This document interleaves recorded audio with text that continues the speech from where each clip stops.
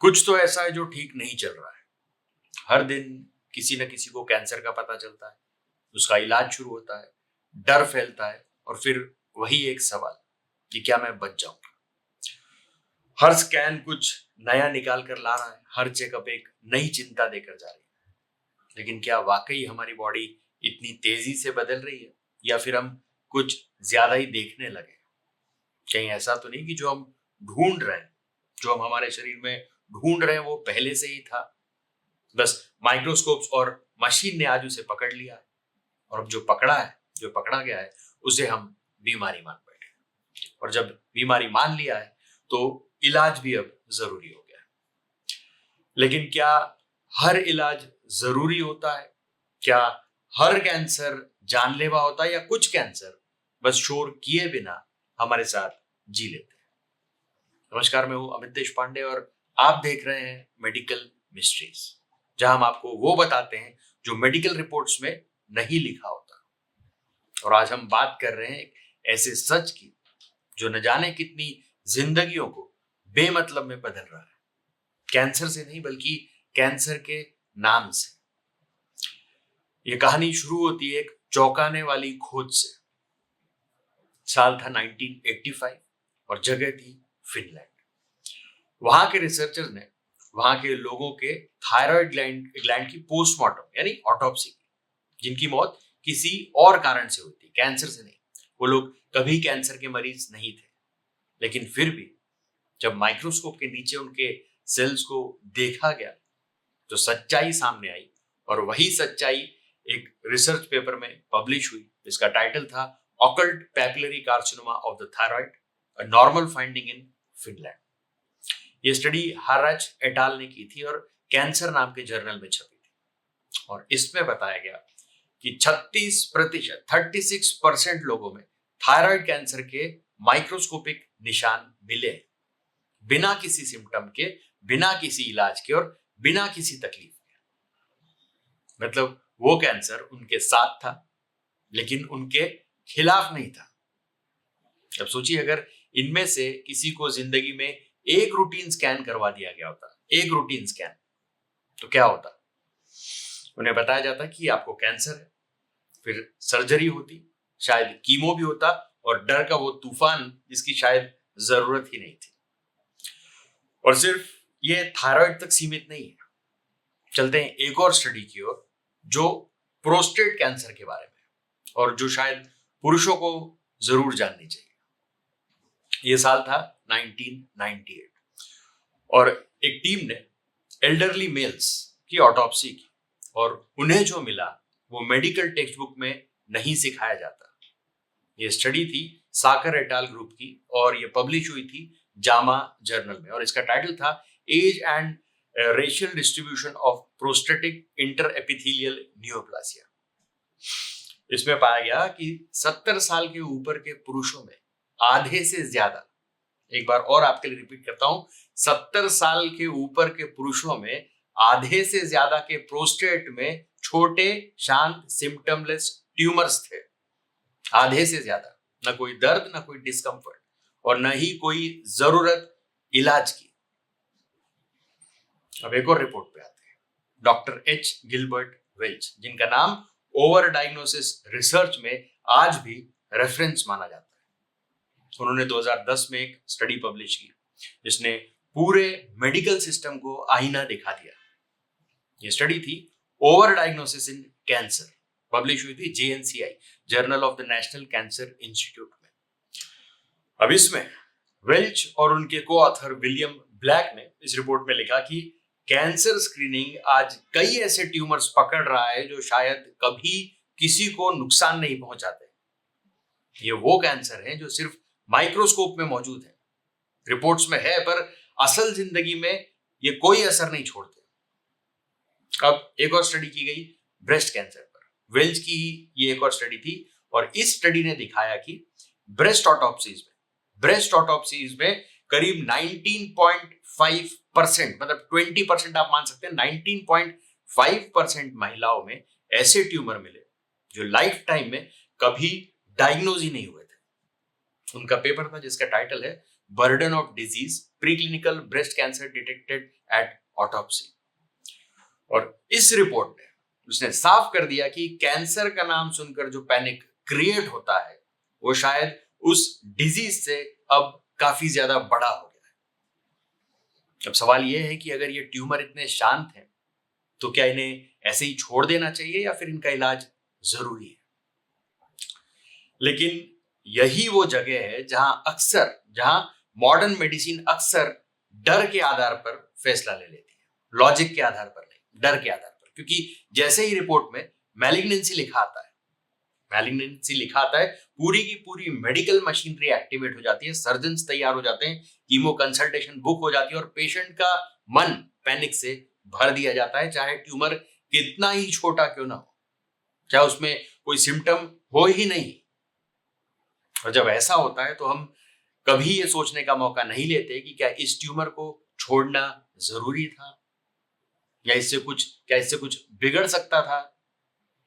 क्योंकि emerging research ने ये बार बार दिखा रही है कि ये इलाज ही असली खतरा बन जाते हैं इलाज ही कई बार असली खतरा बन जाते हैं। इस बात को समझने के लिए हम एक और थोड़ा कम चर्चित मेडिकल कॉन्सेप्ट को हमें देखना और समझना होगा, जिसे कहते हैं लैट्रोजेनेसिस। लैट्रोजेनेसिस का मतलब है ऐसी तकलीफ जो खुद मेडिकल ट्रीटमेंट से पैदा होती है। जब आप किसी ऐसे ट्यूमर को सर्जिकली रिमूव करते हैं जो स्टेबल था, स्थिर था, तो आप उसके आसपास बेसिकली एक इन्फ्लेमेशन शुरू करते हैं। इससे एक हीलिंग रेस्पॉन्स ट्रिगर होता है, एंजियोजेनेसिस, यानी ब्लड की सप्लाई बनने लगती है और ये एनवायरनमेंट ट्यूमर को ग्रो करने के लिए आइडियल बन सकता है, ट्यूमर को ग्रो करने के लिए आइडियल बना सकता है इसको।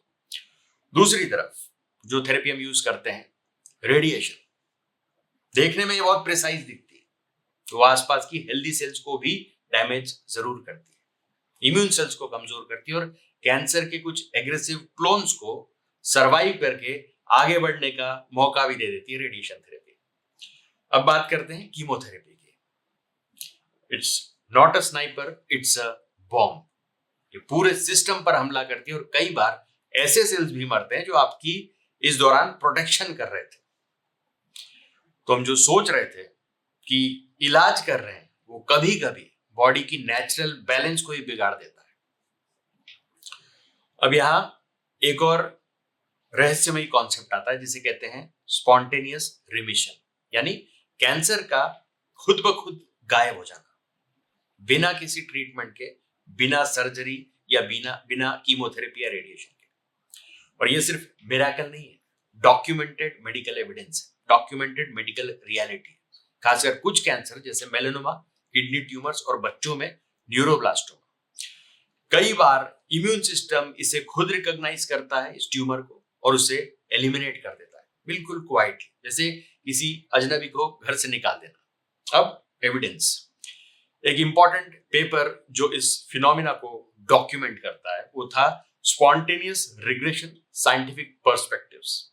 ये लिखा गया था ओ रीगन और हिर्शबर्ग द्वारा और ये छपा था, ये पब्लिश हुआ था इंटरनेशनल जर्नल ऑफ कैंसर में। अब इसमें दर्ज है कई ऐसे वेरीफाइड केसेस जहां ट्यूमर खुद गायब हो गए।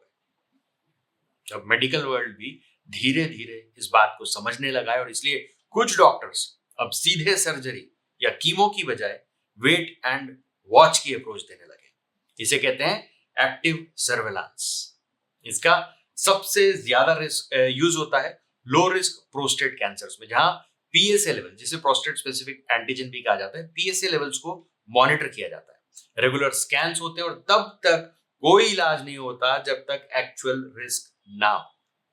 इसी को लेकर एक बहुत इंपॉर्टेंट रिसर्च पेपर छपा था द लैंसेट ऑन्कोलॉजी में और इसके ऑथर थे गिलबर्ट एंड टीम 2019 में। इसका टाइटल था active surveillance of prostate cancer a systematic review. अब इसमें उन्होंने दिखाया है कि ऐसे पेशेंट्स में क्वालिटी ऑफ लाइफ बेटर रहती है और अननेसेसरी ट्रीटमेंट से भी बचाव होता है। और एक और एग्जांपल थायराइड कैंसर का, इसके साथ ही मैं आपको देना चाहूंगा। जापान में इटो की टीम ने यह स्टडी की थी और ये पब्लिश हुई थी, जिसका टाइटल था natural history of papillary thyroid microcarcinoma. अब ये रिपोर्ट बताती है कि छोटे थायराइड ट्यूमर्स सालों तक वैसे ही रहते हैं। जब थायराइड में कुछ छोटे छोटे ट्यूमर्स पाए जाते हैं, ये सालों तक, इन्होंने स्टडी किया कि सालों तक वैसे ही रहते हैं, ना बढ़ते हैं ना फैलते हैं। और आप उन्हें ऑब्जर्व करें तो ज्यादातर केसेस में कोई दिक्कत नहीं होती। अब ब्रेस्ट कैंसर में भी यही सवाल उठ रहा है, खासकर DCIS यानी डक्टल कार्सिनोमा इन सीचू।